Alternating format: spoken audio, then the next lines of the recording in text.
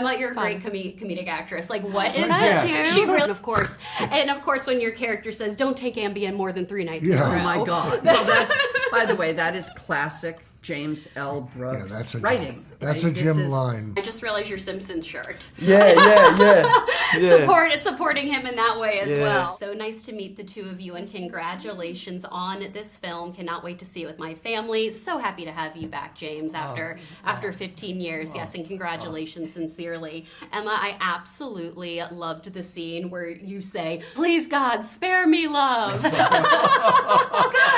you. I like it too. Yes, I was like, that just scene made me die. Take me back to that moment, what your character was feeling in it. That was easily, because that kind of sets the tone with kind of when we meet her at the beginning. Yes, you're right. That scene in particular, and that trio of women you're right. It sort of sets the tone for the rest of the film, and certainly the relational, sort of romantic aspect of it. It was so fun, and it was, you know, Ella's 16 at that point, you know, and her whole world is about to shift again with this decision that her mother is making, and Aunt Helen suddenly becomes the caregiver, you know, the person, Ella's person, and it was wonderful. It was wonderful. It was so nice to be in the presence of those two ladies as well, I have to say, you know. I would have absolutely loved an Aunt Helen Oh my in goodness. my life, for sure. Yeah, we all need one. Yes, for sure. Well, James, like I said, it has been 15 years since your last film, which is crazy to me. And I love how your stories and films are about how unexpected relationships can change people for the better. And I feel like the story about Ella is just so timeless and classic. So what was it about Ella McCay that made you want to write this story? Well, I had been working during those 15 years, said he defensively. Yes. I understand you weren't just relaxing by the pool. And I was producing, you know, and you know, doing The Simpsons and stuff. Yes, of course. And you know, and then I was going. At some point, I felt I was crazy because I wasn't writing. Yeah. So I wrote, and I don't even know where it came from. I don't even remember what I was quite after at the time that it started, but I remember that the first thing that happened is I had some characters and I had no story whatsoever. Mm-hmm. And that's what, and I've been in that trap before. It's not a good one. And so that was the thing to work out, that, you know, the characters were there before the story, and you're better off if it's the other way around. But, oh, interesting. Yeah. I hope so. I'm trying to be interesting.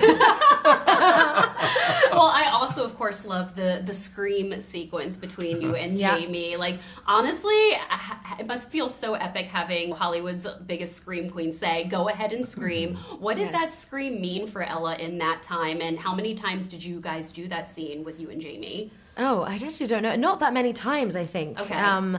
It was appropriate, and the moment warranted it. You know, you know, Jim had thought about this for, you know, originally we had this scene earlier in the movie where Ella tries to scream and can't, and just holds it in, and it's just sort of there. And that was you know, quite a task, because how do you do that? You know, how far do you take the thing? You know. Yes. And so. To have that release was actually necessary and essential at that point in the story, and felt like a, you know, like you say, a release. Yes. And that's as simple as it, you know, as it is. What were you going to say? I think most people need a scream at one time or another. Yeah, absolutely. I was rooting for her to scream. I was like, she better scream in this next scene. Yeah. And I also love when she drinks the marijuana drink and then has the cookie. Easily one of the best scenes in the movie. Oh, thank you. That was so funny. Emma, you're a great comedic actress. Like, what is that? She really. I was like, what was your inspiration for that scene? Oh, I don't know. Honestly, it was written. That was an audition scene. I remember from the beginning. That was like a monologue. It's a big old page, you know, pages and pages and pages of this thing. So it was all there. It was written how it sounds. You know what I mean? So it was, and it was just so. It was so fun to do that. It was the best. You killed. Yeah, you killed when you did it. You did. It was the best thing. It was just so wonderful to say. It was a joy. A very, very freeing scene as an actor, I'm sure. Yes, completely. Yes. And we had to dose how you know, crazy I could get, and how soft, and figure out the different tempos of all of that and play around with it. So I Yeah, love we had that. fun. It was fun. Yeah, it was so fun. I would chat with the two of you all day, honestly. Of course, I have to say As Good as It Gets is one of the best films of all time. And one of the best lines is when Melvin goes to Carol and says, "You make me want to be a better man." That moment is so good. That was my rewatch yesterday. Thank you both so much for your time today. Thank you. Yes, I'm so Thank you. excited for audiences to see Ella McCay and see your beautiful performance, Emma. This was such a great leading role for you, honestly. Thank you so much. Thank That's you. really lovely. Thank you. Thank You're you great. so Thanks. much. Thank you. Have a nice Jamie and Albert. This is an honor to chat with the two of you. Thank Jamie, you so much. Jamie, the last time I saw you was I dressed up as Chanel at your children's book signing in DC. This was a decade. This was 2016. Wow. That's us in This 2016. is a day of And amazing. Chanel was a Phone character video. that Ryan Murphy wrote. That Yes. was brilliantly And Dean written. Munch is one of the Yes. best characters of all time Very as well. good. Yes. Well, congratulations to you. I absolutely loved it. I love it when you say, I'm Helen McCay, excuse the way I talk or act. And of course, when your character says, don't take Ambien more than 3 nights in a Yeah. row. Oh my God. Well, that's, by the way, that is classic James L. Brooks Yeah, that's a writing. Jim- that's Right? a Jim line. This is why you go to see a movie that Yeah. Jim wrote. Absolutely. And of course, the amazing scream sequence scene that you have with Emma. When you have that amazing release, what does that scream mean for Helen in that moment? She's such a great character, but what does that scream mean for her in that moment? Well, she's encouraging her niece to do it. It's not for Helen. It's Exactly. really it to me it's the metaphor of for women we are taught to be quiet. We're taught to keep it all in and do everything and keep it all in. And so we've been joking and Albert made me laugh and almost ruined an interview because in Frozen, the song is Let It Go. Well, Helen is trying to encourage Ella, her niece, to let it out.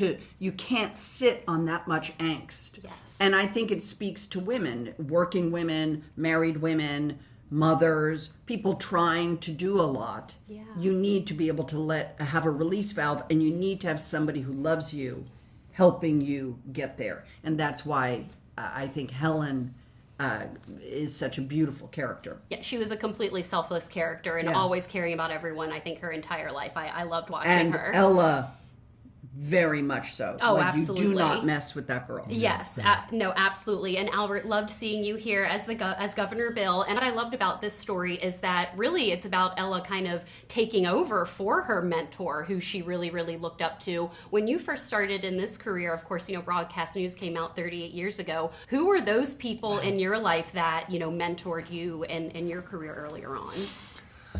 I'm trying to think if I could go back to the late 60s and I could think of people who had me on these big network shows without, I had never done anything else. Mm-hmm. They saw a tape, so, that gentleman who's no longer with us, Greg Garrison, who produced all of Dean Martin and the Dean Martin summer shows. Wow. He saw one thing and did sort of the classic, do you have other stuff? And I didn't, but you always say yes. And he took a long pause, I'll give you 5 summer shows. Okay, so I don't know that that's a mentor, but it's a person in the beginning who said, I like you. And by the way, that's one thing show business is no longer available. Mm-hmm. The great thing, in my opinion, when I started and years after that, was that an individual could change your life.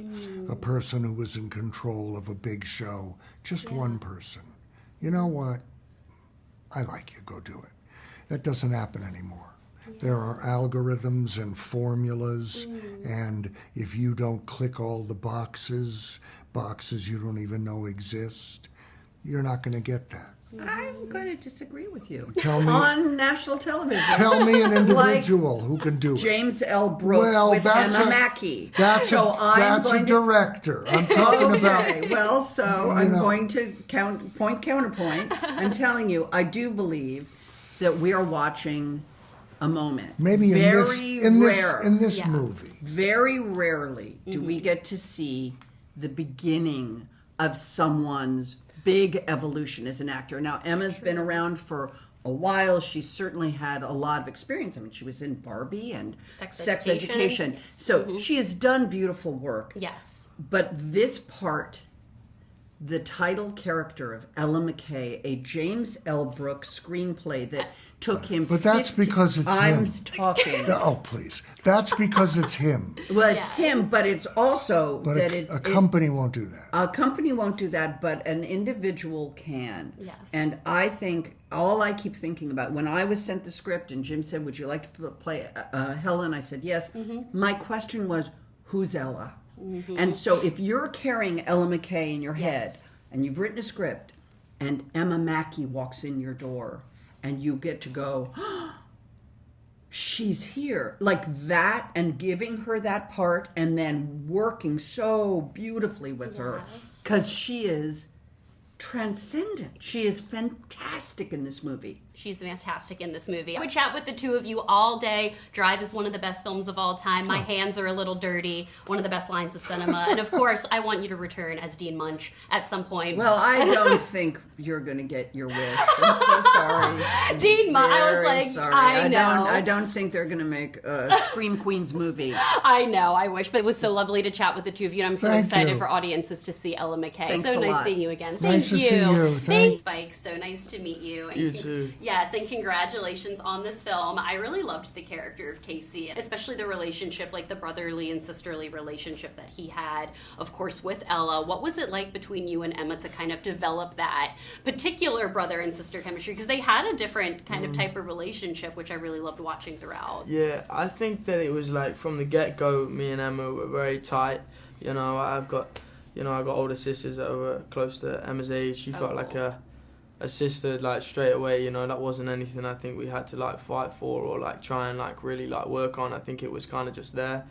Hopefully she says the same. I don't know, but yeah, it was great doing those scenes. She's wonderful in this movie and like carries it so well. And I was just happy to be in those scenes and just play for a bit, you know. Yeah, That's and of great. course, obviously, Jim, one of our most iconic directors of all time. Yeah. Like, as good as it gets, Terms of Endearment. Some of my favorite movies have come from this man. Yeah. What was it like working with him on set? What's something that you learned from him as a director that you'll kind of carry on with you for the rest of your career? Oh, that's so hard to like answer. Like, there's so much. I think this was like that first job for me that gave me this like kind of feeling that was like I want to keep chasing stuff like this, you know. Yeah.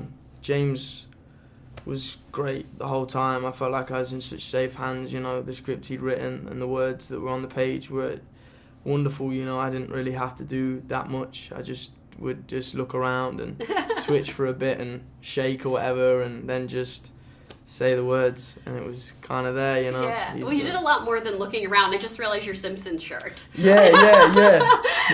Supporting him in that way as Yeah. well. One of the best scenes in the movie is when your character Casey goes to see, his long lost love, played by Io. I just interviewed her a few weeks ago, Oh, and wow. she's so lovely. What was it like working with her in that scene, and also just the comedic timing of that scene and their dialogue back and forth, because he's expecting something else and she's expecting something else. Yeah, she's I was wonderful, you know, that the times that we were there and doing that scene was so great, you know. She's such a wonderful talent, and it was just great to go and just like bounce around, and you know, I would just bounce off her, really, you know. As you said, comedic timing is amazing, and I would just go and try and like just match that energy and just be the best I could be in that space, and I really enjoyed it, you know. Yeah. Well, it was so fun to chat with you, Spike, and I'm so excited for audiences to see Ella McCay. I wish you all the best, and thank you so much for your time today. Thank I really you. appreciate Lovely to meet it. you.